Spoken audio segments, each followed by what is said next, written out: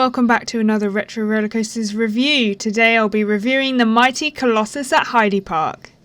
Back in 2017, seeing Colossus close was one of my biggest coaster spites.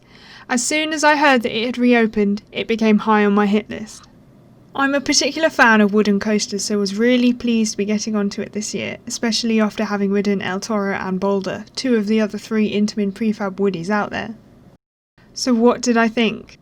Well, first of all, this coaster is incredibly smooth. It's kind of ridiculous. It's almost like riding an RMC or even a B&M Hyper. It's really that smooth.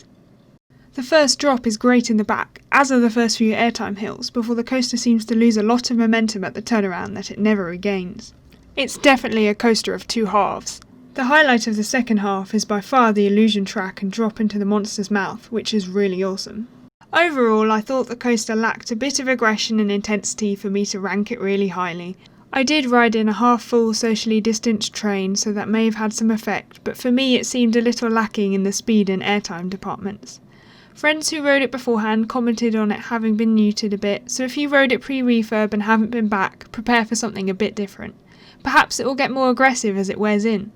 As far as comparisons with El Toro go, you can tell that they're related from the steep drop and initial layout, but the similarities really end here.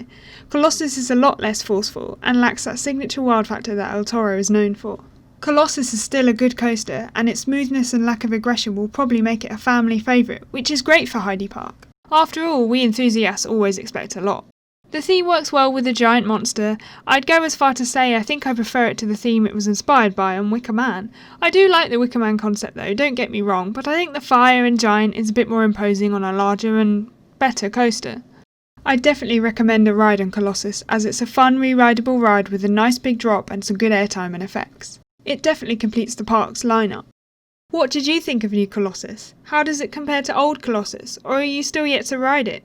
Let me know in the comments. Thanks for watching, and bye for now.